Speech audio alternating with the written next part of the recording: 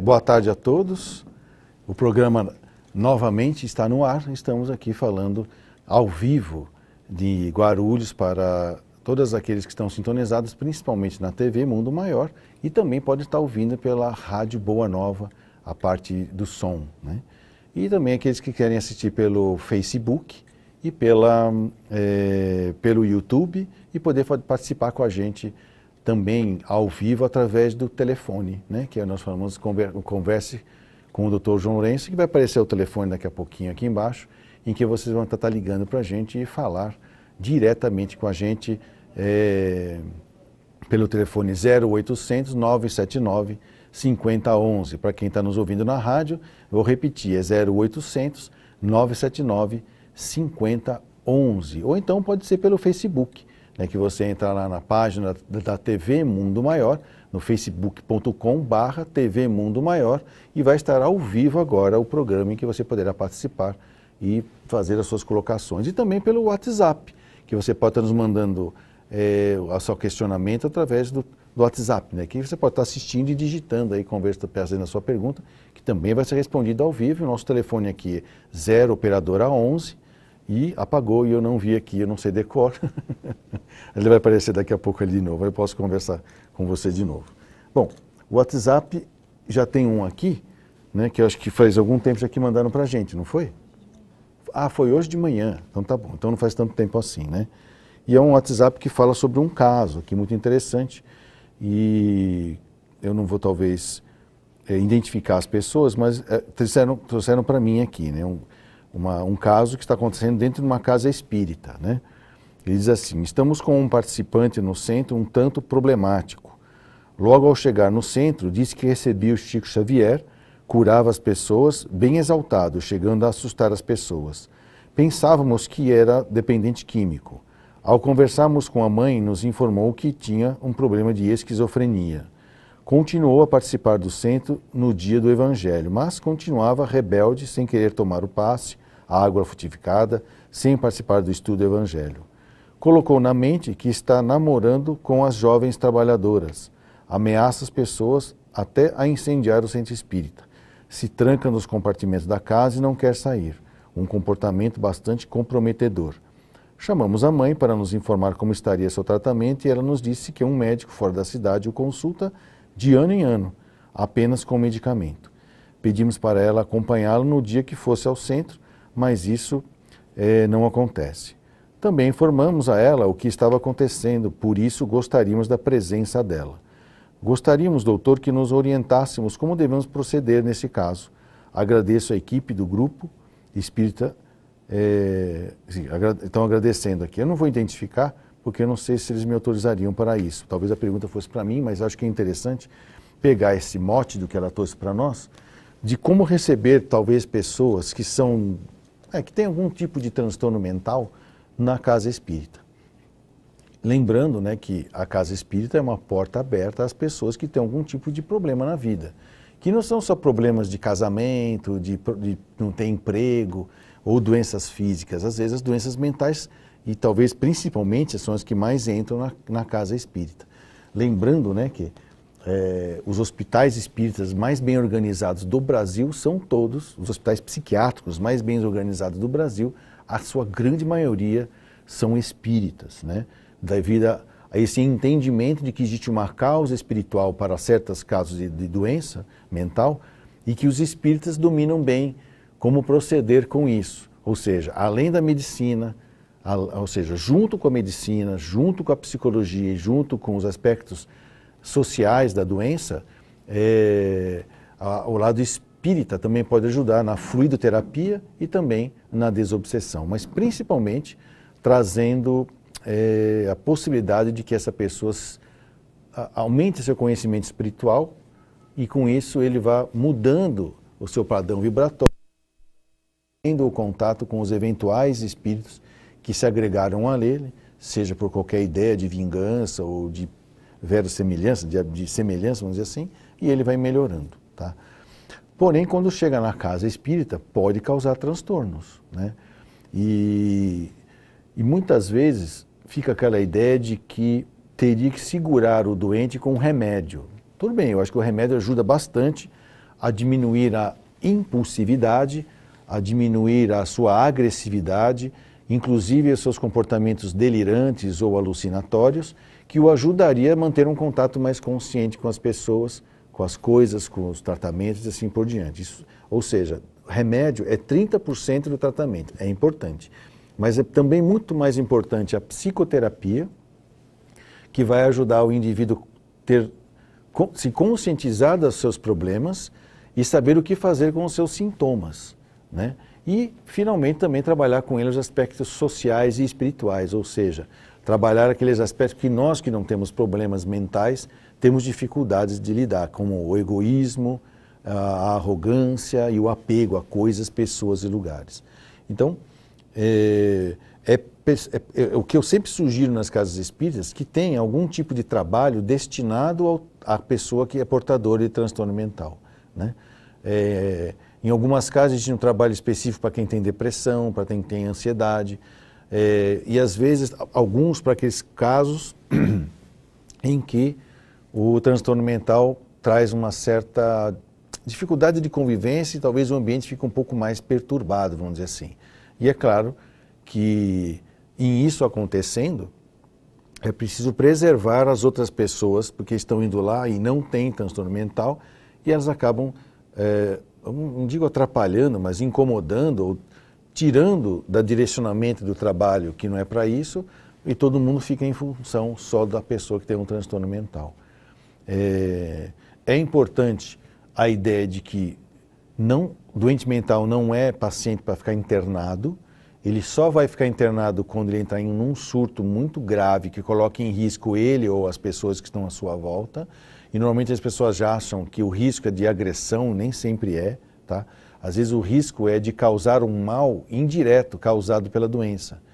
Então, por exemplo, às vezes a gente via isso em Franco da Rocha, né?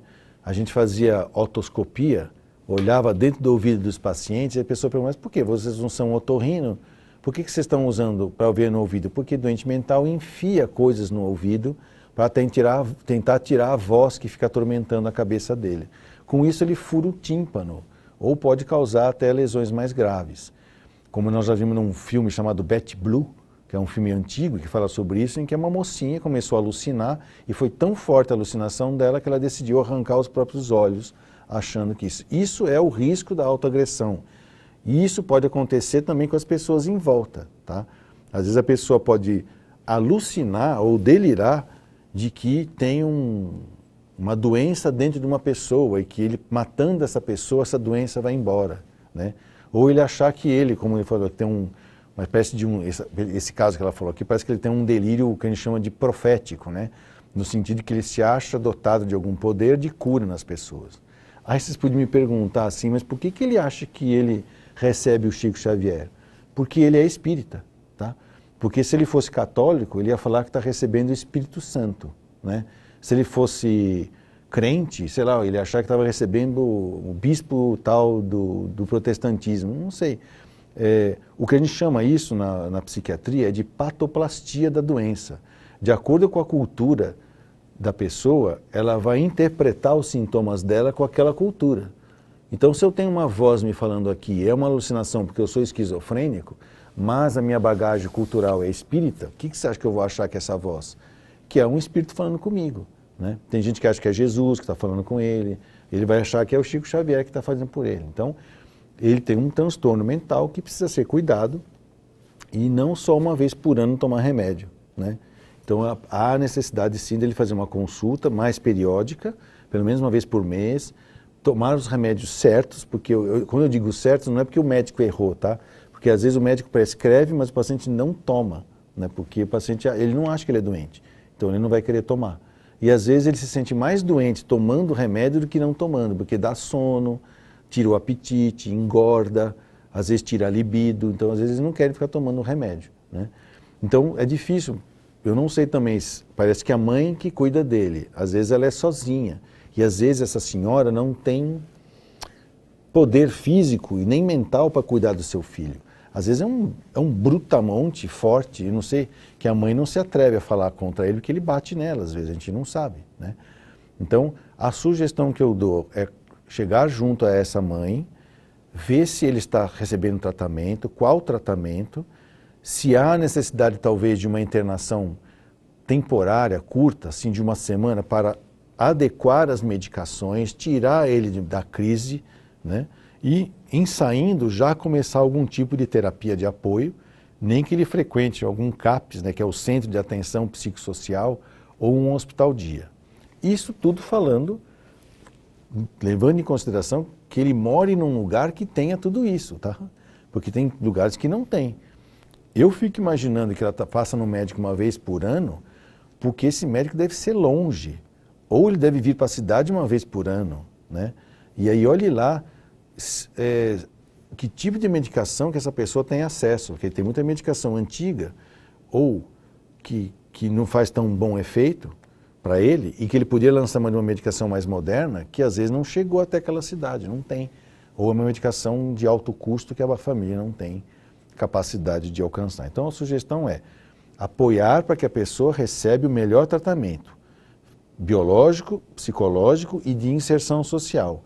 E na casa espírita que ele receba a desobsessão, a fluidoterapia e a evangelização que vai ajudar ele a melhorar a sua vida, né? Acho que eu expliquei, né? Tá bom. Nós temos mais 5 minutos e eu quero falar sobre o nosso tema de hoje, que é sobre blindagem da nossa mente, né? Blindagem mental.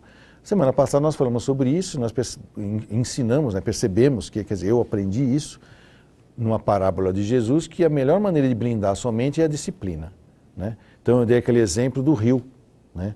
Se um rio não tem margem, né, ele vai se espalhando, vai perdendo a força, até que ele para e vira um charco, um mangue, um brejo de águas apodrecendo que não produz nenhuma coisa, a não ser cheiro ruim e coisas e doenças, vamos dizer assim, né? Mosquito e doenças transmissíveis pelos mosquitos. Agora, se você vai estreitando a margem, o rio começa, a água começa a andar, né? Começa a descer, começa a correr, se oxigenar, se possível ter vida dentro dela, como peixes, algas, plantas, começa a ter quedas d'água que pode mover um monjolo ou uma pequena hidrelétrica ou coisa parecida. Agora, se você também estreitar muito esse rio e canalizar, botar ali num cano, aí ele só fica uma água sem luz, sem movimento produtivo, que vai de um lado para outro e não serve para nada, né? É o excesso de limites, né? Vamos dizer assim, é uma vida muito apertada, que é um rigorismo, perfeccionismo desnecessário. Então, nem tão largo, espaçoso, e não tão apertado. Então, a disciplina é a margem do rio. E quem é que decide o tamanho da minha margem? O meu real tamanho, eu tenho que me entender. A disciplina de sentimentos, de pensamentos e de ações, como nós falamos na semana passada, é a melhor maneira de você manter a sua mente blindada contra qualquer tipo de influência negativa, seja ela biológica, psicológica, social e também de origem espiritual. Mas como manter a disciplina? É isso que eu estou falando, né? A manutenção da nossa blindagem. Então existe uma coisa que eu acabei aprendendo em alguns lugares, né? que eu vivi, e sobrevivi talvez, não sei, em que eu percebi que a melhor maneira de você manter a disciplina é seguir algum tipo de regimento, não sei se a palavra é regimento, algum tipo de organização de normas, né?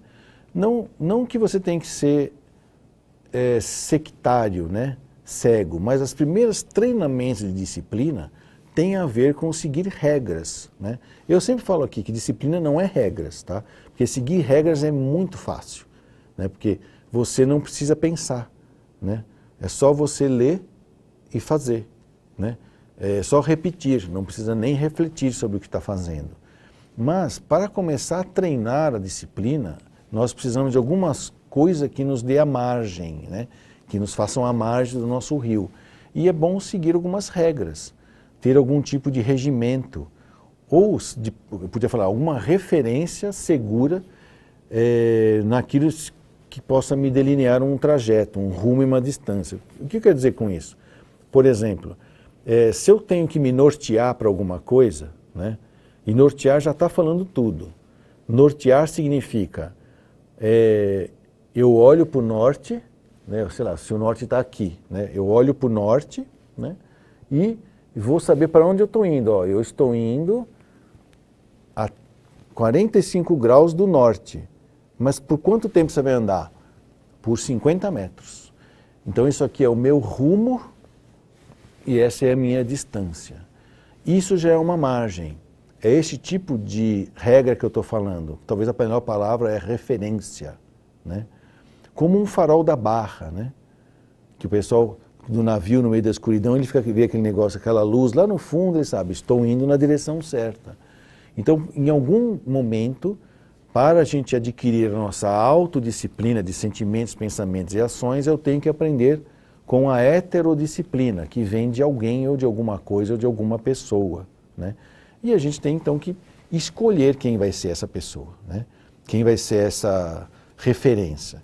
Eu costumo dizer que essa referência a gente chama de poder superior. Ah, então é Deus? Eu não me atreveria a seguir as regras de Deus, né? Porque é muito poderoso para mim. Então quem que eu poderia seguir? Ah, alguém que ele mandou falar comigo que é alcançável, né? Porque eu não alcanço a divindade. Eu sou uma criatura, né? Ele é o Criador. Como que eu vou seguir as regras de um Criador? Eu não tenho capacidade para isso. Mas me mandaram alguém dizer algumas coisas que é do meu tamanho, que foi Jesus, né? Então eu imagino que, puxa, então quer dizer que essas regrinhas que Jesus nos trouxe é uma boa maneira de eu treinar a minha disciplina enquanto eu não adquiro a minha própria? Sim. E aí nós vamos falar um pouquinho sobre isso, mas depois do intervalo. Não saiam daí.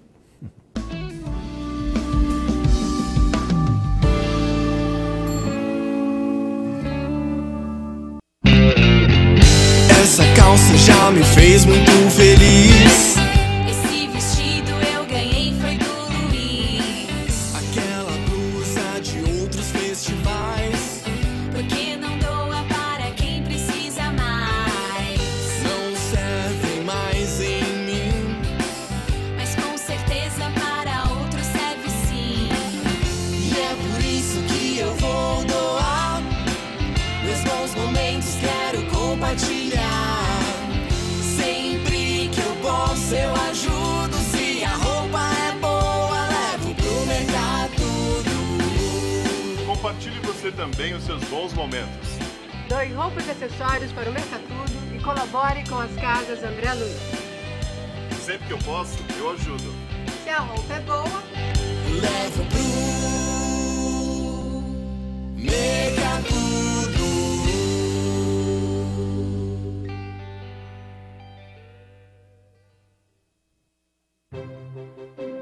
A Mundo Maior Editora traz para você as principais obras da codificação espírita com um novo visual.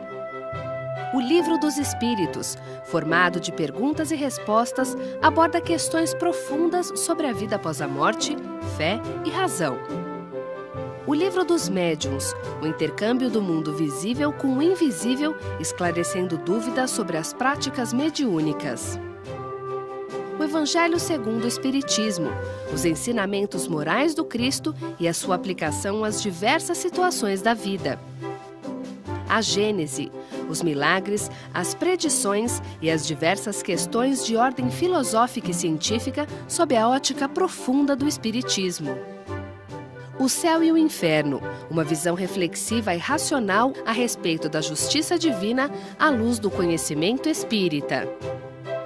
Obras Póstumas, uma compilação de escritos do codificador da doutrina espírita Allan Kardec, lançada póstumamente em Paris.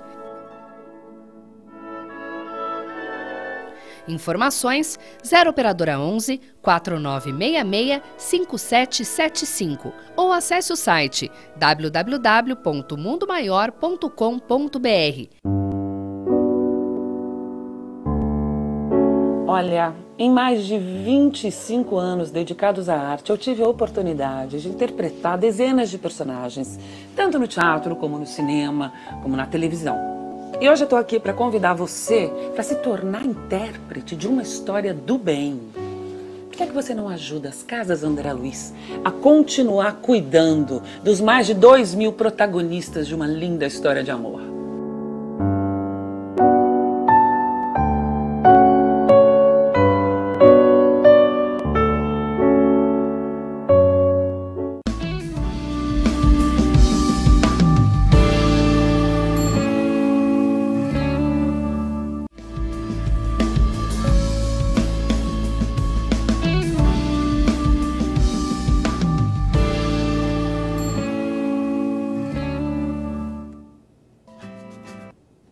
novamente no ar.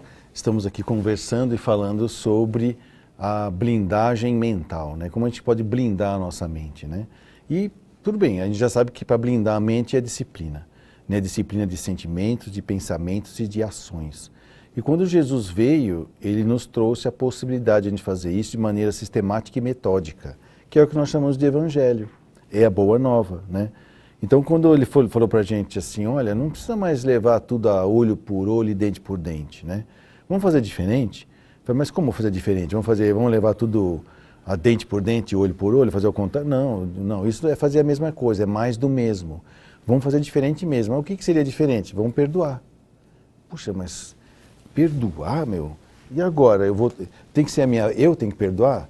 Deixa eu dar minha última vingadinha, ele que perdoe. Falei, não, começa por você, né? Faça diferente você. Se você quer um resultado diferente, você deve ter que fazer diferente, né? É como a gente fala, a arte de recuperar a paz interna, a nossa disciplina, é a arte de se contrariar. Agora, posso me reprimir? Não é bom você se reprimir. É bom saber o que é que você precisa conter, principalmente coisas que expõem você aos outros a qualquer tipo de mau funcionamento físico, mental e social, né? Evite, vamos dizer assim, os impulsos sem pensar, né? É como eu falo, nada é tão urgente que não possa ser calculado com calma para ser executado com segurança. Então, na dúvida, não diga nada e não faça nada, espera. Sempre existe alguma coisa nova que pode complementar as coisas que você sabe e evitar as precipitações, tá? Então, para fazer a manutenção da nossa blindagem mental, a gente precisa manter a nossa disciplina. Para começá-la, a gente tem que se inspirar em alguém. E Jesus veio trazer isso para nós, né? E a boa nova, que é o Evangelho, e nós já tivemos aqui numa outra série do programa, em que o meu cenário era amarelo, né? A gente falava sobre o Evangelho como um manual da vida, né? E lá a cada capítulo a gente percebia que tinha uma razão de ser, né?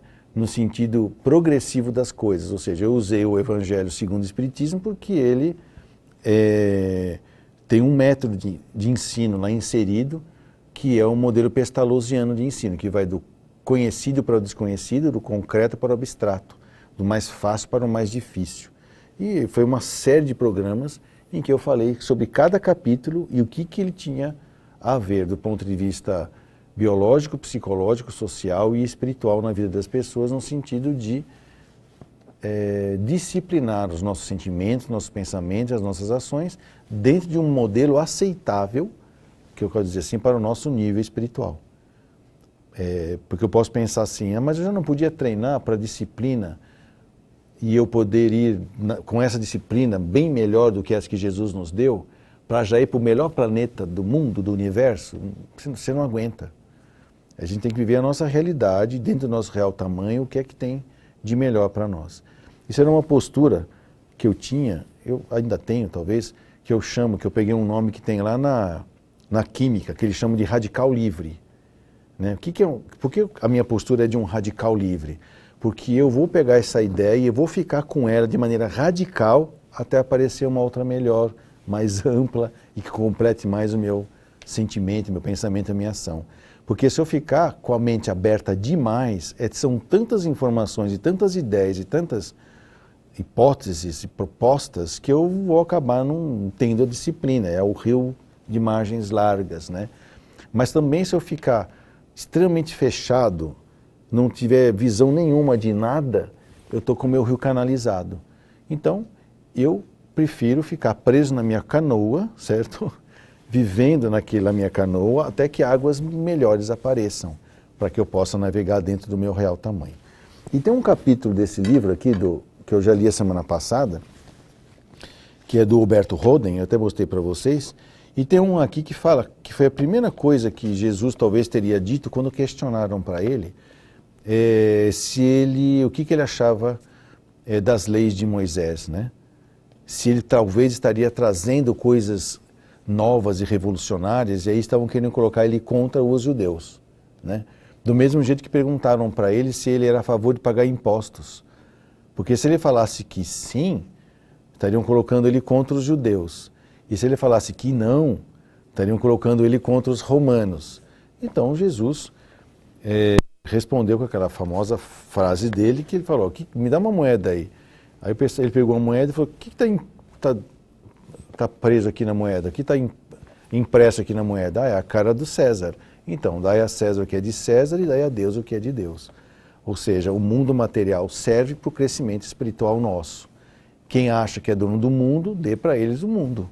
Quem quer se apoderar da sua vida espiritual, dê ao mundo o que é do mundo e dê ao que é Deus o que é de Deus. E aí tem essa parte aqui que eu acho muito interessante, esse livro que fiz, Assim Dizia o Mestre, e acho que a interpretação desse Huberto Roden, que é um filósofo, é muito interessante. Ele diz assim, qual é a primeira maneira, o primeiro modelinho de regrinha, vamos dizer assim, que eu posso emprestar para a minha vida, na qual eu já vou aprendendo a me disciplinar, ou manter a minha disciplina. Né? Então existe um parâmetro, um farol da barra, existe o meu norte, que me orienta no rumo e na distância, até que eu possa ter o meu próprio GPS, vamos dizer assim, né? Ele diz assim, amarás o Senhor teu Deus com todo o teu coração, com toda a tua alma, com toda a tua mente e com todas as suas forças. Ou seja, com todo o teu sentimento, com todos os seus pensamentos e com todas as suas ações. Ok? Que é a tal da disciplina. Eu estava tentando ler sem um óculos e percebi que não funciona. Vamos ver aqui. Então ele diz assim, olha, não há cristão, nem outro homem religioso que não afirme amar a Deus do modo como vem expresso nessas luminosas palavras do Divino Mestre. Entretanto, vai nisso quase sempre uma grande ilusão. Por quê? Porque é absolutamente impossível amar, real e intensamente, um ser com S maiúsculo, do qual não se tem experiência direta e imediata. A imensa maioria dos homens religiosos apenas crê em Deus. Ora, o objeto da nossa crença ou fé nunca pode ser objeto de um verdadeiro amor. Ninguém pode amar uma doutrina, um dogma, um artigo de fé. O crente, quando muito, quer amar, mas não ama de fato. Querer amar é um ato volitivo, uma prova de boa vontade, mas não é amar. O amor, assim como Jesus o descreve nas palavras acima, não é apenas um ato de boa vontade, mas é o resultado de uma profunda, misteriosa e fascinante experiência vital do homem em toda a sua plenitude, ou seja, de alma, de coração, de mente e de corpo. Então olha que interessante, qual é o nosso norte? Chegar a essa capacidade de amar como ele está falando. Como é que eu posso fazer? Através de uma crença, de uma religião, de uma doutrina, e assim eu vou treinando. Escolha aquela que você quiser, aquela que você acha mais bonito, né? É como a gente fala, não importa a cor do sabão, desde que a espuma seja branca, ok? E aí, então, para você poder fazer a manutenção da sua disciplina, há de estar ligado a algum tipo de pensamento filosófico, vamos dizer assim.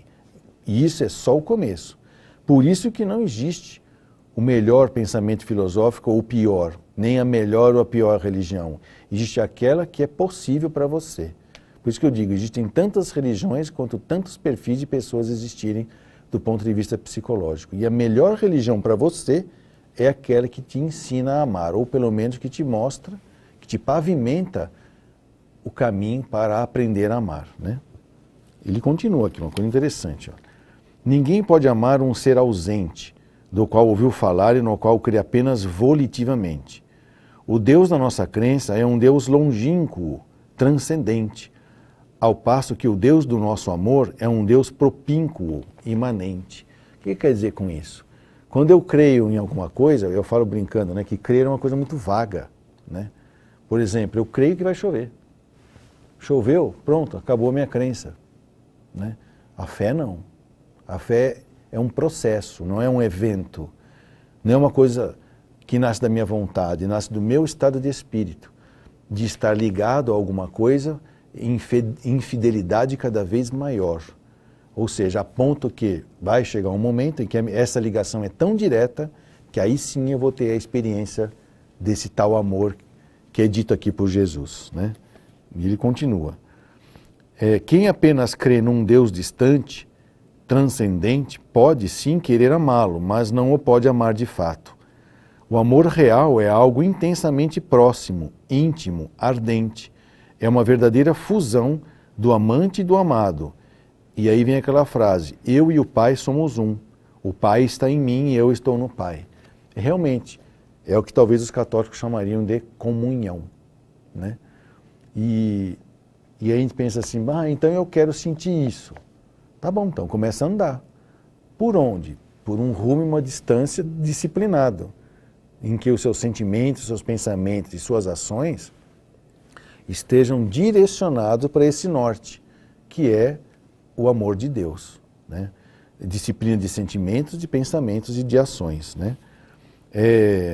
Ele diz mais, de maneira que, em última análise, há só uma classe de homens que de fato amam a Deus.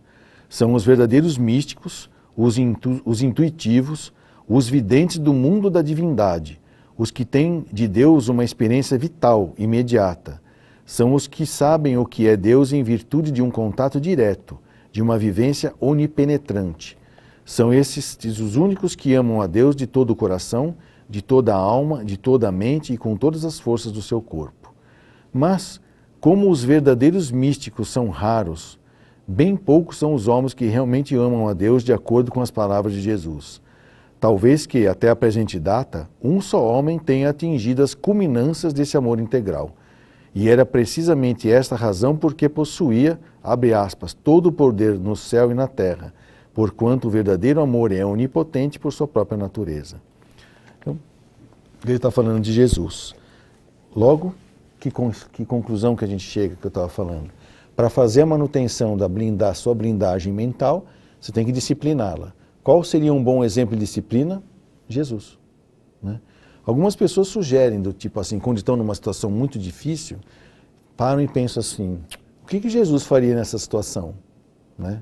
É meio difícil imaginar o que ele faria, já porque ele tem essa comunhão com Deus que nós ainda não temos, né? É muito pouquinho ainda. Mas a gente pode pegar os ensinamentos dele, né, e aplicar naquela situação. Por isso que eu falo que o Evangelho, a Boa Nova, é um manual da vida e do viver, né?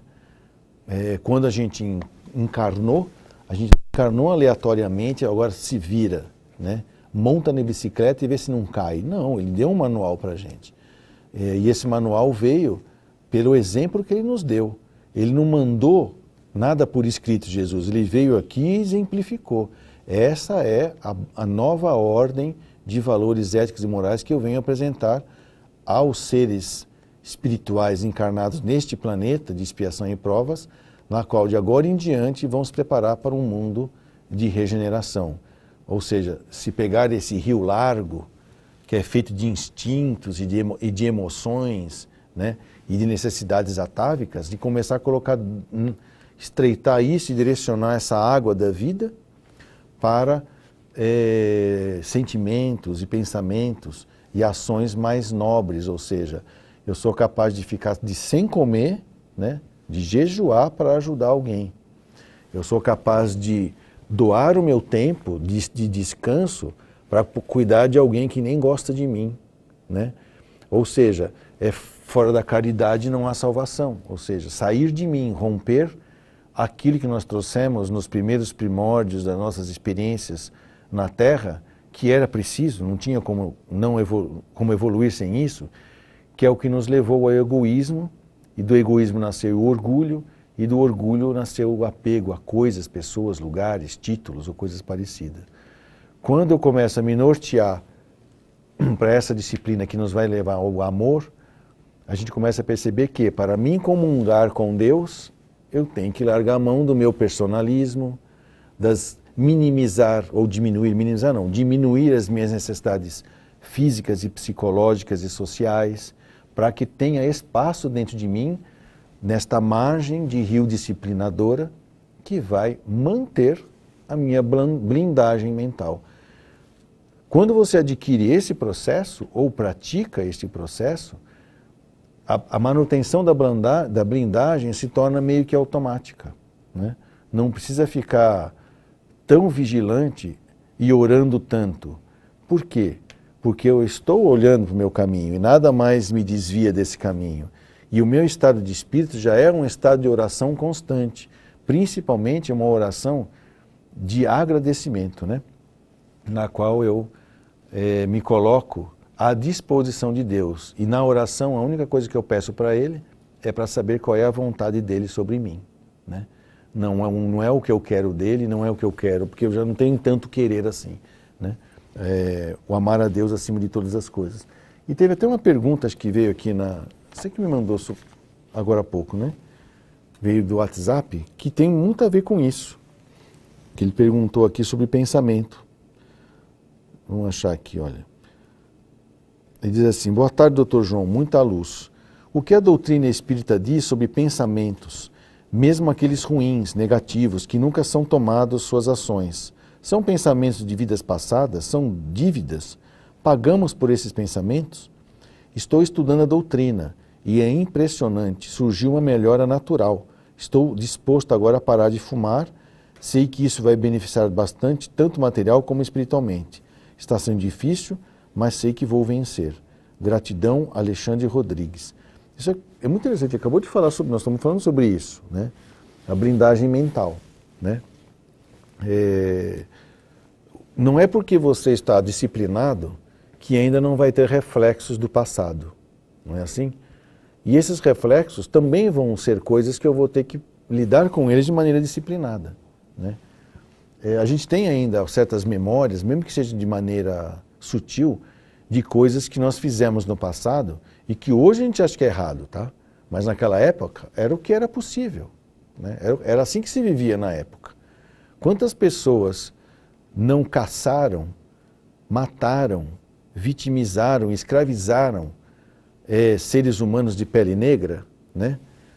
E totalmente embasados na ciência da época que dizia que seres humanos de pele negra não eram humanos. Então, muitas pessoas foram lá nos continentes africanos e falaram: lá tem bastante dessas coisas que pode pegar lá, né? E totalmente sem culpa, sem medo, sem nada disso. Por quê? Está pautado na ciência. Aí eu fico imaginando, então, hoje, na nossa blindagem mental, que se eu me pauto na ciência que diz que seres humanos, né, com pele negra não é gente, no que nós acreditamos hoje que a ciência manda a gente fazer, né? Estão inventando coisas novas, teorias novas, né, coisas diferentes, dizer não é nada disso. E aí, eu vou acreditar em quê agora? Aí vem aquelas coisas que ele comentou. Começam os pensamentos, será que sou eu? Será que é o espírito? É coisa do passado? E a gente começa então a ficar achando que está perturbado. Não. A disciplina, volto a te falar, não significa que eu vou canalizar minha mente e não vou ver mais nada no mundo e vou ficar com a mente fechada porque isso não entra bicho na mente. Não. Mas também não vou deixar ela larga, sem espaço, né? Assim, sem limites, que deixa vir o que vier e que se dane. Não. Eu vou abrir e fechar o meu rio. Quando eu tiver dúvida, eu boto aquilo para estudar, né? A melhor postura ainda é o ceticismo, que é ser cético, não é quero ver para crer. Esse assunto é muito diferente do que eu estou acostumado a ver. Eu quero estudar. Você que está me falando isso, aonde eu posso ler sobre isso, né? Você é que está falando de espiritismo, aonde eu posso ter mais informações sobre isso? Foi o próprio Kardec. E aí, essas mesas girantes aí, será que não é um fenômeno elétrico? Desde quando mesa tem cérebro e nervo para responder as coisas, né? Desde quando? E ele foi cético. Peraí, eu quero ver, eu quero estudar esse assunto, né? Eu quero saber se é possível isso ou não. Foi então estudando, observando, tirando as suas próprias conclusões, né? Em que ele foi montando uma doutrina que é hoje chamada doutrina dos espíritos. E ele usou uma tecnologia para isso que até hoje ninguém consegue contestar. Pode falar mal, né? Pode fazer disque, fazer cara feia.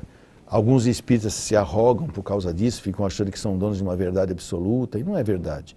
Mas o método que Kardec usou para chegar à compilação da doutrina espírita foi aquele controle universal das ideias, e que hoje é usado pela ciência materialista para dizer que uma coisa existe, ou seja, estudos randômicos, multicêntricos, duplos cegos, que foi o que o Kardec fez. Então, para manter a sua blindagem mental, ou seja, quem sabe o que é blindagem de carro, sabe que às vezes não é porque está blindado que não tem que tomar conta, que vai delaminando, as colas daquelas coisas que são a prova de bala vão soltando. Então você tem que ir lá de vez em quando fazer a manutenção, e a manutenção é disciplina de sentimentos, pensamentos e ações e aumentar o seu contato consciente com Deus através da religião que lhe for mais aprazível, vamos dizer assim, ou palatável, como a gente diz. Todos os caminhos levam a Deus, e se o seu norte é o bem, o belo e o verdadeiro, você pode até escorregar no caminho da vida, mas já não cai mais. O programa novamente termina aqui, e a gente agradece a Deus pela oportunidade da palavra, e estaremos aqui a semana que vem para mais um programa. Até lá!